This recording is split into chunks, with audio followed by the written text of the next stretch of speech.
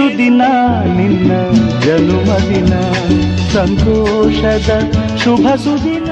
ಕವಿಯಪ್ಪಾತ್ಯವಾಸಃ ದೇವಾವಿದಂ ಮೇ ಸುಮನಸ್ಯ ಮಾನೋ ದಿವಿ ದೇವಾವಸವೋ ದೀರ್ಘಮಾಯೋಃ ಸುವರ್ಣರುಷ್ಟಿಂ ಕುರು ಮೇ ಗೃಹೇ ಶ್ರೀಃ ಸುಧಾನ್ಯರುದ್ಧಿಂ ಕುರು ಮೇ ಗೃಹೇ ಶ್ರೀಃ ವಿಭೂತಿರುದ್ಧಿಂ ಕುರು ಮೇ ಗೃಹೇ ಶ್ರೀಃ ಕಲ್ಯಾಣರುದ್ಧಿಂ ಕುರು ಮೇ ಗೃಹೇ ಶ್ರೀಃ ಪಾರ್ವತಾಂಬ ಸಮೇತ ಮಂಜುನಾಥೇಶ್ವರ ಸ್ವಾಮಿ ದೇವತಾ ಲಕ್ಷ್ಮೀ ವೆಂಕಟೇಶ. ನಮಸ್ತೆ ಎಲ್ಲರಿಗೂ. ಮಹಾಲಕ್ಷ್ಮೀಪುರ ಕ್ಷೇತ್ರದ ಎಲ್ಲ ಪ್ರೀತಿ ಪಾತ್ರರಾದ ಅಣ್ಣ ತಮ್ಮಂದಿರು, ಅಕ್ಕ ತಂಗಿಯರು ಎಲ್ಲರಿಗೂ ನಮಸ್ಕಾರ. ನಾನು ಚೇತನ ಕೇಶವಮೂರ್ತಿಯವ್ರ ಧರ್ಮಪತ್ನಿ. ಇವತ್ತು ಅವ್ರಿಗೆ 60 ವರ್ಷ ತುಂಬಿತ್ತು. ಅವರ ಹುಟ್ಟುಹಬ್ಬದ ಆಚರಣೆ ಮಾಡ್ಕೊಳ್ಳಲ್ಲ ಅಂತ ಹೇಳಿದರು. ಆದರೂ ಅವರ ಪ್ರೀತಿಯಿಂದ ಬಂದು ಎಲ್ಲರೂ ಅವರಿಗೆ ಶುಭ ಹಾರೈಸಿದ್ರು. ಭಾಳ ಖುಷಿಯಾಗಿದೆ. ಎಲ್ಲ ವಾರ್ಡು ಸುಮಾರು 9 ವಾರ್ಡ್ ಜನಗಳು ಬಂದು ಪಕ್ಷಾತೀತವಾಗಿ ಬಂದು ಅವ್ರಿಗೆ ಆಶೀರ್ವಾದ ಮಾಡಿದ್ದಾರೆ. ಅವ್ರಿಗೆ ಅದಕ್ಕೆ ನಾನು ಫಸ್ಟ್ ಎಲ್ಲರಿಗೂ ಚಿರಋಣಿ ಹೇಳ್ತೀನಿ. ಇವರು ಭಗವಂತನಲ್ಲಿ ಅಪಾರವಾದ ಭಕ್ತಿ ಇಟ್ಕೊಂಡಿದ್ದಾರೆ ಮತ್ತು ಜನಾನುರಾಗಿ. ಇದೇ ಥರ ಅವ್ರಿಗೆ ನಿಮ್ಮ ಪ್ರೀತಿ ವಿಶ್ವಾಸ ಎಲ್ಲ ಸಿಕ್ಕಲಿ ಅಂತ ಕೇಳ್ಕೊತೀನಿ. ಭಗವಂತ ಅವ್ರಿಗೆ ಆರೋಗ್ಯ ಆಯುಷ್ ಕೊಟ್ಟು ಮುಂದೆ ಅವರ ರಾಜಕೀಯ ಜೀವನದಲ್ಲಿ ಇನ್ನೂ ಉನ್ನತ ಸ್ಥಾನಕ್ಕೆ ಇರಲಿ ಅಂತ ಅವರ ಧರ್ಮಪತ್ನಿಯಾಗಿ ಆ ದೇವರಲ್ಲಿ ಕೇಳ್ಕೊತೀನಿ. ಇತರೆ ಅನ್ಯ ಪಕ್ಷಗಳವರು ಕೂಡ ಅವ್ರಿಗೆ ಸ್ನೇಹಿತರಿದ್ದಾರೆ, ಪ್ರೀತಿ ಪಾತ್ರರಿದ್ದಾರೆ. ಎಲ್ಲರೂ ಕೂಡ ರಾಜಕಾರಣ ಮಾಡದೆ ಪಕ್ಷಾತೀತವಾಗಿ ಬಂದು ವಿಶ್ ಮಾಡ್ತಾರೆ. ಇದ್ರ ಬಗ್ಗೆ ಅವರು ಕೇಶವಮೂರ್ತಿಯವ್ರ ಕಾಲೇಜ್ ಡೇಸಿಂದನೂ United Students and Youth Forum ಅಂತ ಒಂದು ಆರ್ಗನೈಸೇಷನ್ ಮಾಡಿದ್ರು. ಅವಾಗೇನು ಯಾವ ಪಕ್ಷಾತೀತವಾಗಿ ಅದು ಆರ್ಗನೈಸೇಷನ್ ಶುರು ಮಾಡಿದ್ದು. ಆದರೆ ಅವರು ಕಾಂಗ್ರೆಸ್ ಪಕ್ಷಕ್ಕೆ ಭಾಳ ನಿಷ್ಠೆಯಿಂದ ಇದ್ದಾರೆ. ಅವರು ಸ್ನೇಹಜೀವಿ ಅಂತ ಮೊದಲೇ ಹೇಳಿದೆ, ಜನಾನುರಾಗಿ ಅಂತ. ಅದರಿಂದ ಎಲ್ಲ ಪಕ್ಷದವ್ರ ಜೊತೆಗೂ ಅವರು ತುಂಬ ವಿಶ್ವಾಸ ಸ್ನೇಹದಿಂದ ಇದ್ದಾರೆ. ಪಕ್ಷ ಬೇರೆ, ರಾಜಕೀಯ ಬೇರೆ, ವಿಶ್ವಾಸ ಬೇರೆ.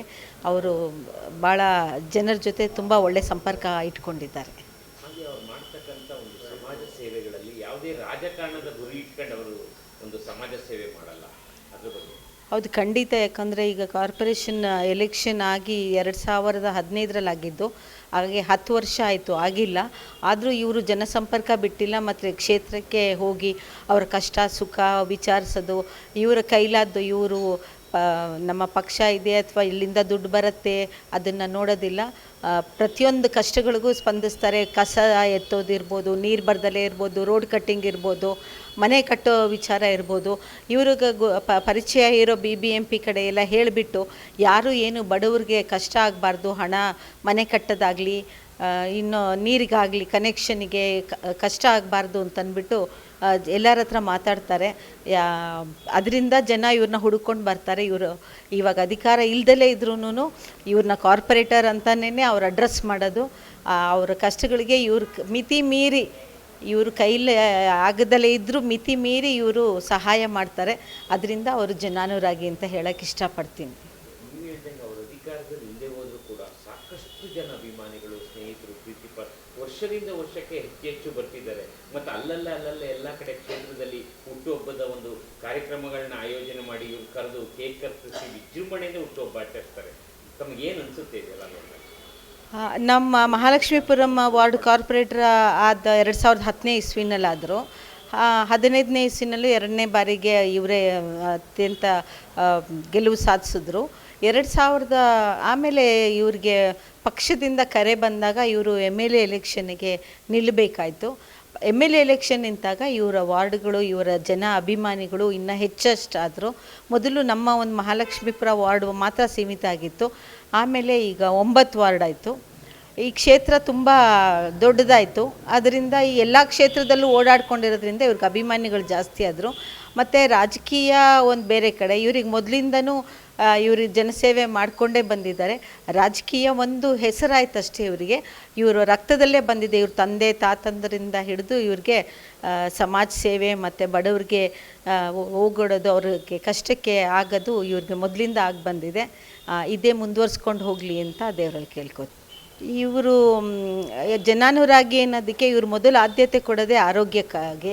ಇವರು ಅಧಿಕಾರದಲ್ಲಿರಲಿ ಇಲ್ದಲೇ ಇರಲಿ ಪ್ರತಿಯೊಂದು ವಾರ್ಡ್ನಲ್ಲೂ ಇವರು 6 ತಿಂಗಳಿಗೆ ಒಂದು ಸಲನಾದರೂ ಇದು ಮೆಡಿಕಲ್ ಕ್ಯಾಂಪ್, ಆರೋಗ್ಯ ತಪಾಸಣಾ ಕೇಂದ್ರ ಇಟ್ಟು ಕಣ್ಣು ಆಪ್ರೇಷನ್ ಮಾಡಿಸೋದು, ಹಾರ್ಟ್ ಪ್ರಾಬ್ಲಮ್ ಇದ್ದರೆ ಇದು ಮಾಡೋದು, BP ಶುಗರು ಪ್ರತಿಯೊಂದೂ 6 ತಿಂಗಳಿಗೆ ಒಂದು ಸಲ ಪ್ರತಿಯೊಂದು ವಾರ್ಡಲ್ಲೂ ಹಮ್ಮಿಕೊಂಡಿರ್ತಾರೆ.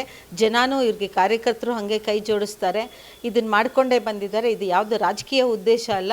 ಜನರಿಗೆ, ನಮ್ಮ ಕ್ಷೇತ್ರದ ಜನರಿಗೆ ಅವ್ರು ನಮ್ಮನ್ನ ಒಂದು ನಾಯಕರು ಅಂತ ಇವ್ರನ್ನ ಗುರುತಿಸಿ ಮತ ಹಾಕಿ ಇವ್ರ ಮೇಲೆ ವಿಶ್ವಾಸ ಇಟ್ಟಿರೋದಕ್ಕೆ ಇವರು ಅವ್ರ ಋಣ ತೀರಿಸ್ತಾನೇ ಇದ್ದಾರೆ.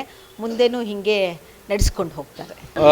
ಇವತ್ತು ಹುಟ್ಟುಹಬ್ಬದ ಪ್ರಯುಕ್ತ ನಮ್ಮ ಕುರುಬಳ್ಳಿ ಸರ್ಕಲಲ್ಲಿ ಇಲ್ಲಿನ ಎಲ್ಲ ಸ್ನೇಹಿತರು ಸೇರಿ, ನಮ್ಮ ಪಕ್ಷದ ಕಾರ್ಯಕರ್ತರು ಮತ್ತು ಇಲ್ಲಿನ ಸ್ನೇಹಿತರೆಲ್ಲ ಸೇರಿ ಇವತ್ತು ಹುಟ್ಟುಹಬ್ಬನ ನಮ್ಮಲ್ಲಿ ಎಲ್ರಿಗೂ ಒಂದು ಅನ್ನದಾನವನ್ನು ಏರ್ಪಾಡು ಮಾಡೋದ್ರ ಮುಖಾಂತರ ಭಾಳ ಅರ್ಥಪೂರ್ಣವಾಗಿ ಮಾಡ್ತಾಯಿದ್ದಾರೆ.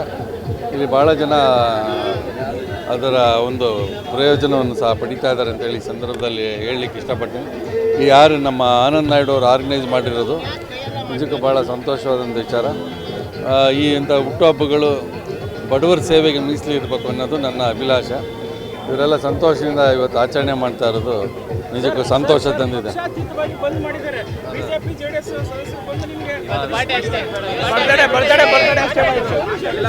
ಇಲ್ಲ, ಎಲ್ಲ ಸ್ನೇಹಿತರು ಇದ್ದಾರೆ, ಅವರೆಲ್ಲ ವಿಶ್ ಮಾಡೋಕ್ಕೆ ಬಂದಿರ್ತಾರೆ ಪ್ರೀತಿಯಿಂದ. ಹಾಗಾಗಿ ಅವರಿಗೆಲ್ಲ ಕೃತಜ್ಞತೆ. ಎಲ್ಲರಿಗೂ ನಮಸ್ತೆ. ನಾನು ಚೇತನ ಕೇಶವಮೂರ್ತಿ ಅಂತ. ಈ ದಿನ ನನ್ನ ಪತಿದೇವರಾದ ಕೇಶವಮೂರ್ತಿಯವ್ರ ಜನ್ಮದಿನ. ಬೆಳಗ್ಗೆ ಭಾಳಷ್ಟು ಜನ ಅಭಿಮಾನಿಗಳು ಬಂದು ಮನೆಯಲ್ಲಿ ಅವ್ರ ಹುಟ್ಟುಹಬ್ಬ ಆಚರಿಸಿ ತುಂಬ ಸಂಭ್ರಮದಿಂದ ಪಾಲ್ಗೊಂಡಿದ್ದರು.